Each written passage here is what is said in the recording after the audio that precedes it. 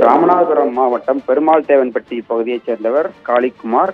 சரக்கு வாகன ஓட்டுநரான இவர் நேற்று விருதுநகர் மாவட்டம் திருச்சுழி அருகே தனது வாகனத்தில் வந்து கொண்டிருந்த போது மர்ம நபர்களால் வெட்டி படுகொலை செய்யப்பட்டார். இதற்கு அவரது உறவினர்கள் கடும் கண்டனத்தை தெரிவித்து போராட்டத்தில் ஈடுபட்டு வந்தனர். இந்த நிலையில் இன்று அருப்புக்கோட்டை ராமேஸ்வரம் பிரதான சாலை பகுதியில் மறியல் போராட்டத்தில் ஈடுபட முயன்ற போது அவர்களுக்கும் காவல்துறையினருக்கும் இடையே கடும் வாக்குவாதம் என்பது ஏற்பட்டது. அந்த வாக்குவாதம் மோதலாக முட்டிய நிலையில் பெண் டிஎஸ்பி காயத்ரி தலைமையிலான காவல்துறையினர் பாதுகாப்பு பணியில் ஈடுபட்டிருந்தனர். அந்த நிலையில் அவர்கள் போராட்டக்காரர்களில் ஒருவரான பாலமுருகன் என்பவர் அவர் பெண் டிஎஸ்பி தாக்குவது தொடர்பான காட்சிகள் தற்போது வெளியாகியிருந்தது. இது தொடர்பாக 4 பேர் விசாரணை என்பது நடைபெற்று வரக்கூடிய தற்போது ராமநாதபுரம் மாவட்டம் பகுதியைச் சேர்ந்த பாலமுருகன் என்பவர் தற்போது கைது செய்யப்பட்டுள்ளார். தொடர்ந்து 3 பேரிடம் விசாரணை என்பது நடைபெற்று வருகிறது.